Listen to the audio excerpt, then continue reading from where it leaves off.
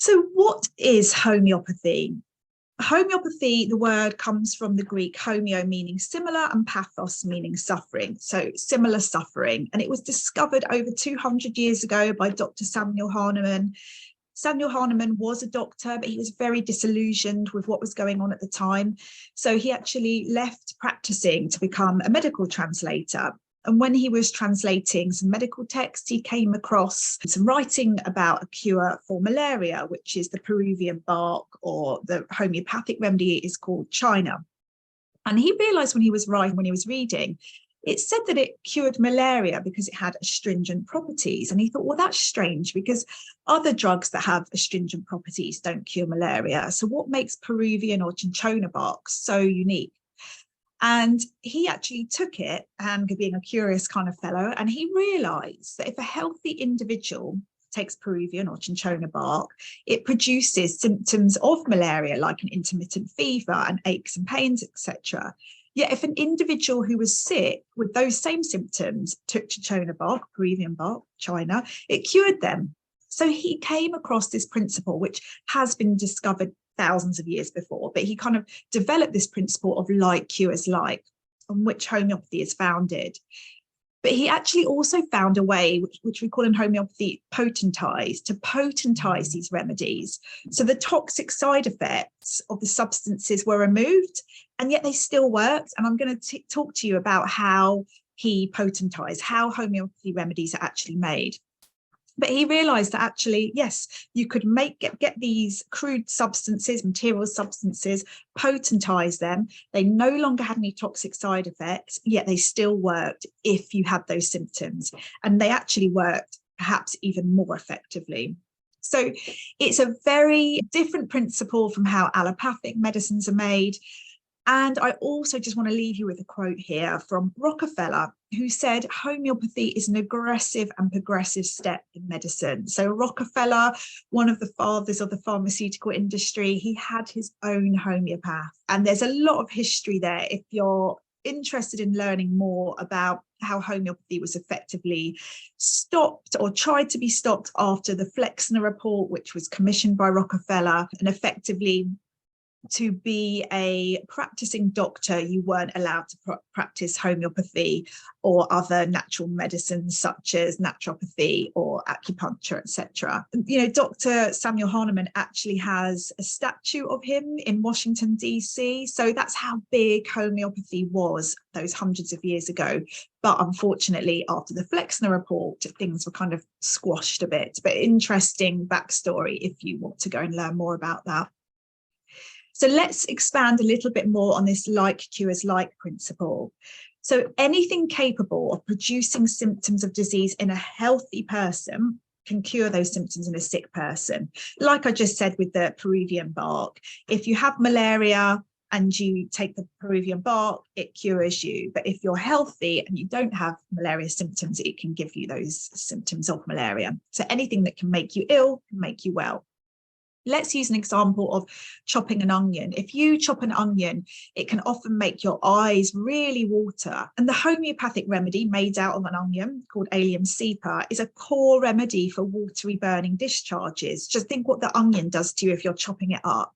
So that homeopathic remedy made out of onion is great for watery burning discharges. It's a great remedy for colds and also hay fever.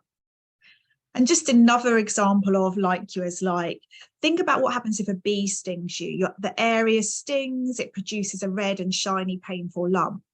Well, the homeopathic remedy made from bee sting, which is called Apis, is actually the #1 remedy for bee stings and other bites or allergic reactions, which produce a swollen red and painful reaction. So again, that like cures like principle.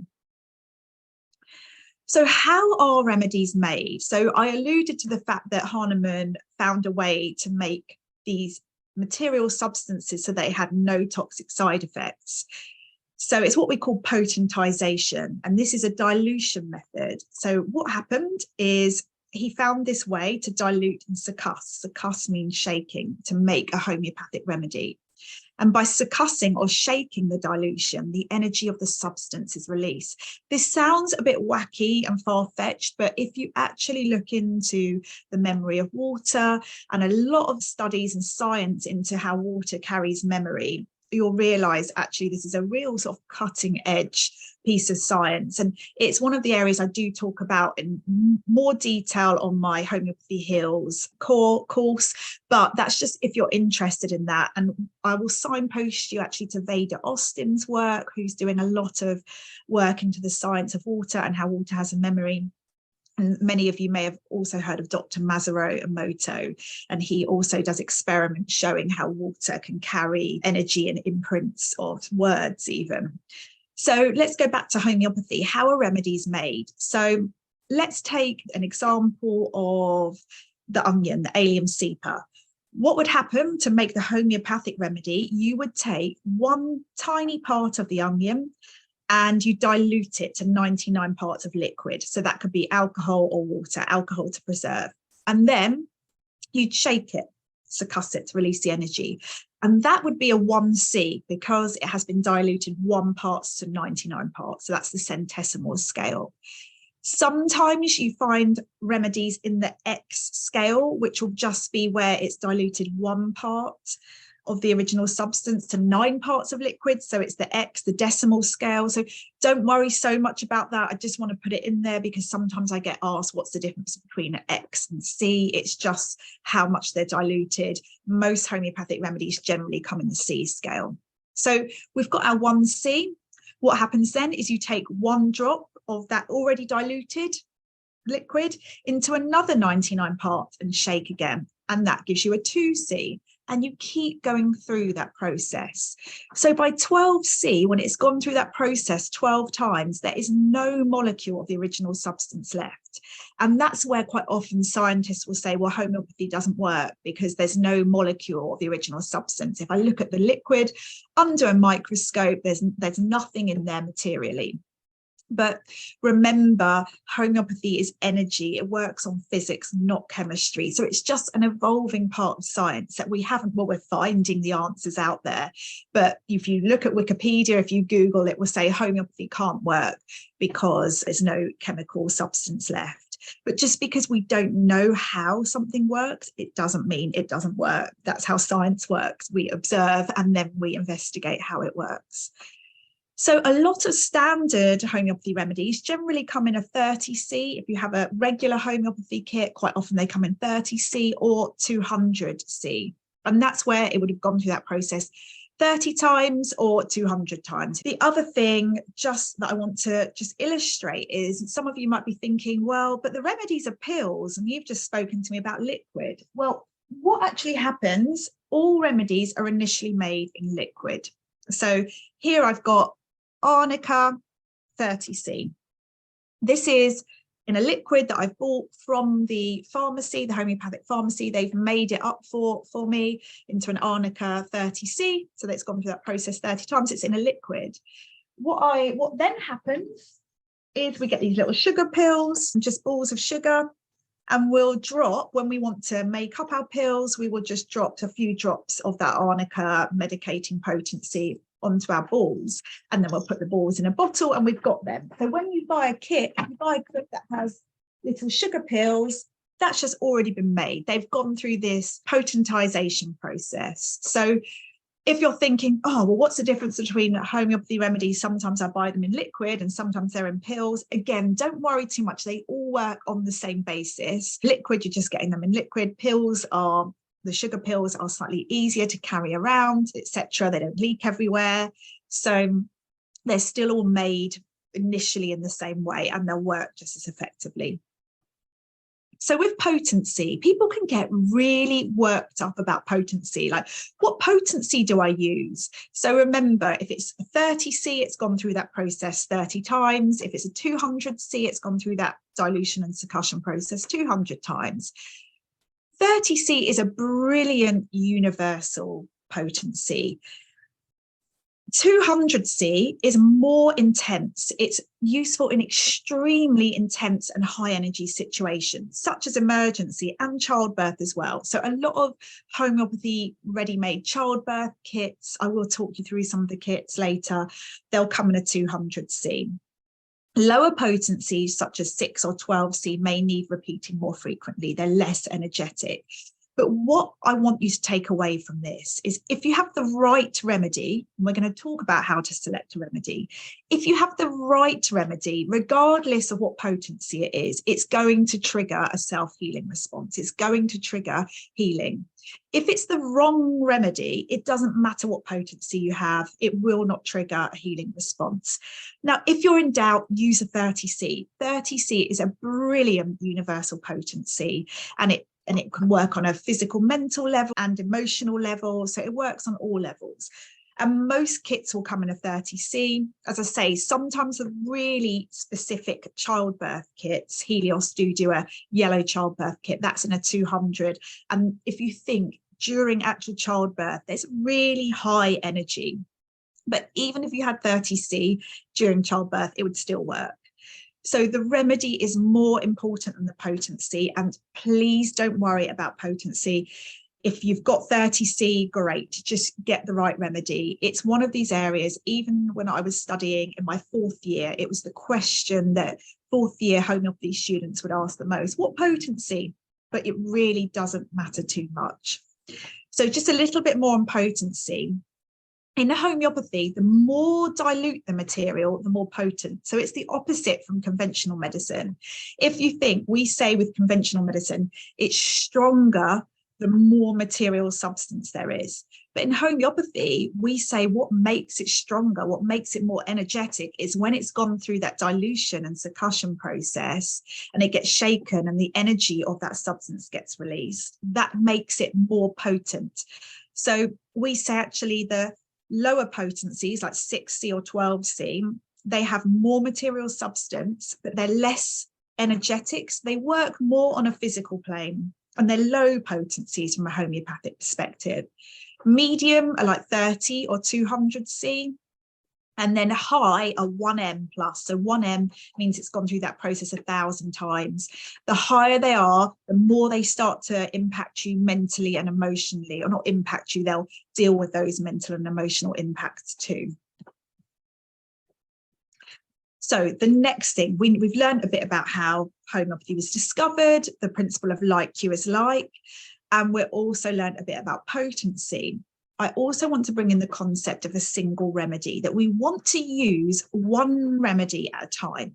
There are exceptions to this, and I do talk a little bit in the course about some really great combination remedies, but they are where the remedies tend to work together in harmony. So for now, when you're learning homeopathy, we have to learn each of the remedies singularly. We have to learn about their energetic nature. And we really need to try to stick to this principle of single remedy, of using one remedy at a time. Remember, the remedy doesn't cure, it actually stimulates the body to heal itself. It's quite amazing. These remedies almost shine a light, tell the body, hey, this is what you need to do. This is what you need to do to fix yourself. So the body needs to be able to hear the remedy. If you start to take lots of remedies at the same time, you might confuse the body and be able to hear what the remedy actually is trying to do. Remember, these remedies are energetic. I like to use music analogies here because I think, imagine each remedy is like a song, and you want the body to be able to hear what the remedy, what the song is, so that it can stimulate that self-healing. And I say, if you take more than one remedy at the same time, it can be like playing multiple songs that become noisy and the body can't hear what it's meant to be doing. So sometimes some remedies do work together. Think of like, if these are really basic songs, you could maybe play a few together, they might work in harmony. But generally, you want to be able to hear the remedy. So that's a really important principle. And I want to remind you that acute symptoms, they are a healthy response to an external stressor, whether that's mental, emotional, or physical. And the stronger the stressor, the more similar the symptoms. So what do I mean by that? I mean, in first aid situations, in emergency situations, say we walk into a knife and we cut ourselves, we're all going to bleed. It doesn't matter how healthy our terrain is. The external stressor was so strong, we're all going to react similarly. We all may need arnica in that situation. Similarly, with childbirth, it's a really intense, strong situation. So there's probably less remedies to choose from. Remember, it's like cures like. So yes, we may have different labours and we're going to need different remedies to match us, but there's not going to be necessarily hundreds of remedies to choose from. So first aid situations and intense high energy situations are a great place to learn how to use homeopathy, because we tend to react in a more similar way. Because remember, with like cures like, we're trying to find a remedy to match the individual symptoms. And when it's more intense, that situation, there's going to be less remedies to choose from. And there are over 5,000 homeopathy remedies. So if the terrain is strong, we're less likely to react to the external stressor, but that depends what it is. If, as I said, if we cut ourselves, we're all going to bleed. If we're in childbirth, we're all going to have contractions. But for example, when it comes to things like an emotional shock, depending on what we're like as a person, we may react differently or we may not react at all. Similarly, if we're really healthy, we're not necessarily going to catch a cold than if we've got a weakened immune system. So individuality and susceptibility all play a part in how we manifest our symptoms. And when we support, not suppress, our body gets stronger. This is a really important area. It's not so relevant for childbirth and pregnancy, but more for when we're dealing with day-to-day acute illnesses. And this is something that I explore in a lot more detail on my Homeopathy HEALS flagship course, where we really deep dive into what is health, what are symptoms, etc. Why do we get disease? But I do want to just raise this here as well. And also importantly, symptoms have a natural intelligence. For example, we produce a fever to help destroy bacteria and viruses. We don't want to suppress that fever. It is the cure. And homeopathy never suppresses symptoms. As I've said before, it just stimulates the body's self-healing mechanism. So again, I deep dive into fevers and how to manage fevers and homeopathy remedies for fevers in my Homeopathy HEALS course. I love this quote. I'm going to leave it with you here. Autoimmunity is the price one pays for the eradication of infectious diseases. So we may have less infectious diseases these days, but we've got an explosion of autoimmune conditions where the body is effectively attacking itself. And so because we've suppressed symptoms, that's what happens when you suppress symptoms. And this is what's so amazing about homeopathy, is it does not suppress symptoms, it supports the body in self-healing. So the next key concept with homeopathy is individuality of symptoms. So each homeopathy remedy has its own energetic profile. There are thousands of remedies and each one covers slightly different mental and physical symptoms. It carries the substance, the essence, the energy of that original substance, and each of those, the energetic profile will cover different mental and physical symptoms. So the important thing in homeopathy is we have to find the right remedy to match the combination of symptoms the patient has, the individuality of symptoms.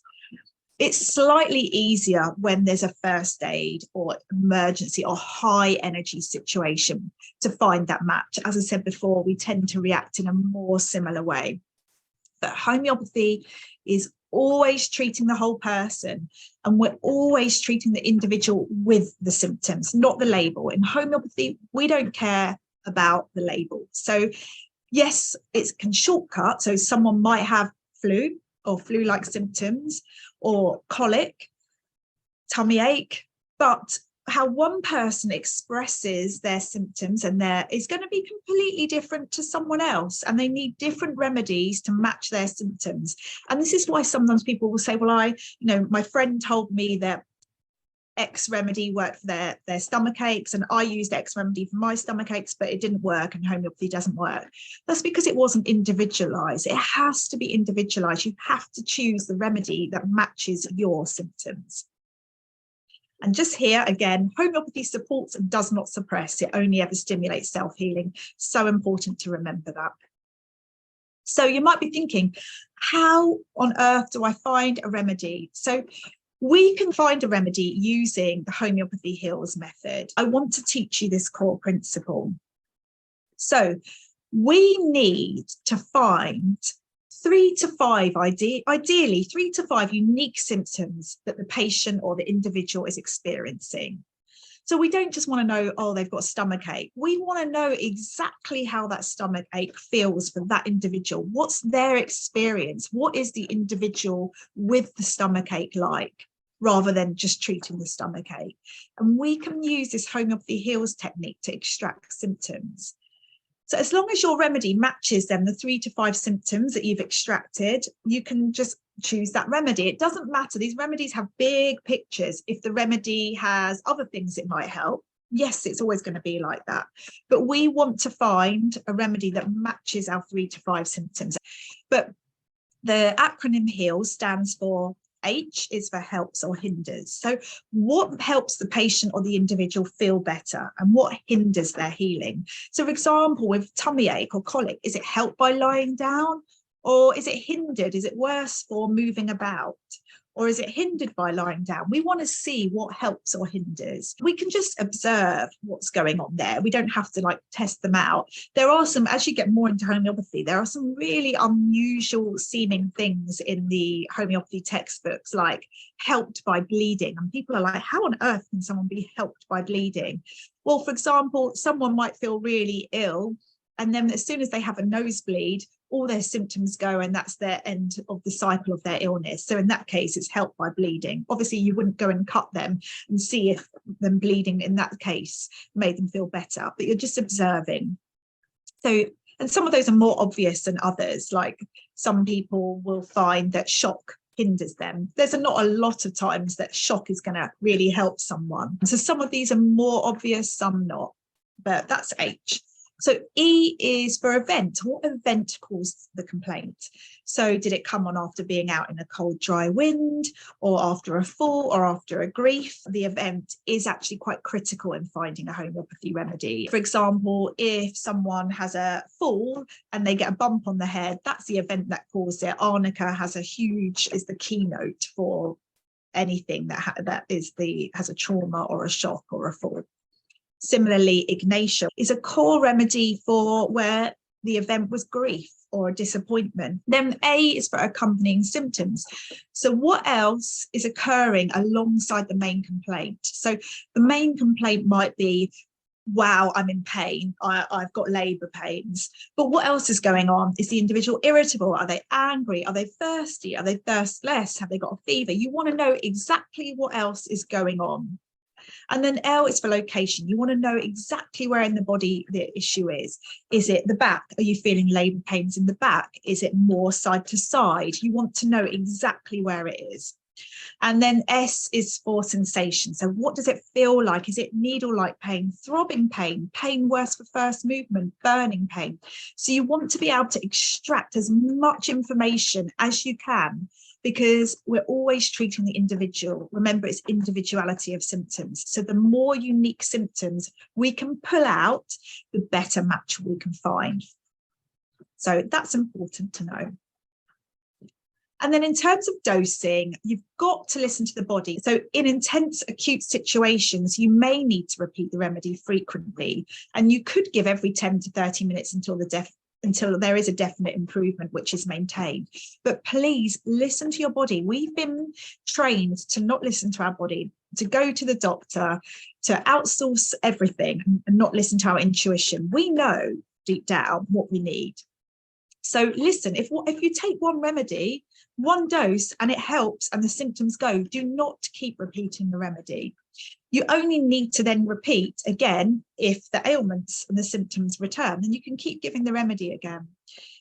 If you've given about 2 to 4 doses, you've selected a remedy and there's no change whatsoever, then you can change remedies. Go to the remedy that next best matches.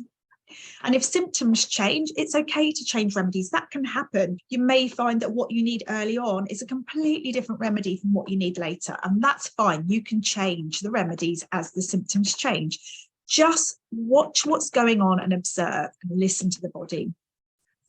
And then the pace of the illness. So let's use this example. For example, a child throwing a fever should respond quite quickly. They've got a really strong vital force. Vital force is our energy, our life force. So a child, which who generally have really strong vital forces, they should respond much more quickly to a remedy with something compared to something like a slow onset flu. Say if an elderly person has a slow onset flu, that might take longer to react and respond to the remedies. Or if it's something like chickenpox, which just has a natural lifespan, if you think about it, it's got tissue changes and you're going to expect spots. There's a natural life cycle to those symptoms. That's obviously going to take time too, but homeopathy will help speed up the process. So I found when my daughter had chickenpox, she was actually, they were scabbed over within 2 days with the help of homeopathy. Whereas if I hadn't have used that, maybe it'd been 5 to 7 days. So it still has to go through that process, but it will do it more quickly. Please, please, please, once you feel better, you have to stop taking the remedies. Do not keep taking remedies if you do not need them. Remember, with homeopathy, it is just stimulating self-healing. As soon as that process has kicked off, you don't need to keep repeating the remedies. Now, it's going to be different in something like childbirth, where it's a process. You're going to need to keep repeating those more regularly throughout. But that's different than, say, something like piles or morning sickness, where actually if you take one remedy and you feel your nausea has completely subsided, you don't need to keep taking it. You only repeat it when the symptoms return. So Hahnemann, the founder of homeopathy, he had the law of the minimum dose, and that says you should take the smallest number of doses. You just want to take the minimum dose to stimulate that self-healing. And the reason why as well, I just want to note on this proving remedies. So if you continually took a homeopathic remedy when it's not needed, you may experience a proving. That's highly unlikely in acute situations. In fact, I've never seen it in acute situations. But if you don't have any symptoms and you keep taking a homeopathy remedy, remember that principle of like cures like. You could actually start to get the symptoms of the remedy, but any symptoms that were produced during a proving would stop once you stop that remedy. And as I say, I've never seen it in a high tense energy situation or an acute illness. In an acute illness, your energy's up here. If you take a remedy and it's not needed, it's just going to bounce off. But if you suddenly feel better and you keep taking remedies, you do risk proving them. And a proving is the homeopathic way of testing a substance on a healthy person. So healthy people will repetitively take homeopathic remedies, and then they'll note how they feel mentally, physically, and emotionally. And they'll note that in detail and document it in our homeopathic books called the Materia Medicas, where we note all the remedies and what they're useful for. So just don't take, as soon as you feel better, just stop. Even if you did prove a remedy, all that would happen is you may, for example, I proved Nux vomica once when I took it and when I didn't actually need it, and I just felt a bit irritable, but it stopped as soon as I stopped taking the remedy. But just remember, less is more with homeopathy generally. So I've put some frequently asked questions here. How many pills? It doesn't matter whether you take 1, 2, or 10 at the same time. Remember, it's energy medicine. So make your pills last longer and just take one. Is homeopathy safe in pregnancy? Can it be used for babies? Yes, it's completely safe. That's what's so amazing about homeopathy. It's one of the only things you can use for newborns and during pregnancy. I so wish that I'd had it when I was pregnant. I didn't know about homeopathy then. When I had cystitis, I ended up taking antibiotics. You know, that's going to do harm for my gut microbiome and my babies. I wish I hadn't done that, but I didn't know any different. So this is why I'm so passionate about getting homeopathy out there. Remember, they don't contain any material dose. They only contain the energetic profile of the original substances. So if you take the wrong remedy, it just won't do anything. As long as you don't continuously take it, it won't do any harm at all. So what do you do if you want to give to a baby or someone that doesn't like pills? You can water dose the remedies, and you can do this for yourself when you're in labour too. I will touch upon this again later on the course. But you can pop one pill in a bottle of water or in some breast milk. dissolve the pill, just shake it. To be honest, you don't even need to crush it. As soon as that pill has touched the water, the essence, the energy of that substance is infiltrated the water or the breast milk. And the volume of water or milk that you put the pill in doesn't matter. But one drop of that liquid, so whether that's milk or water, then counts as one dose.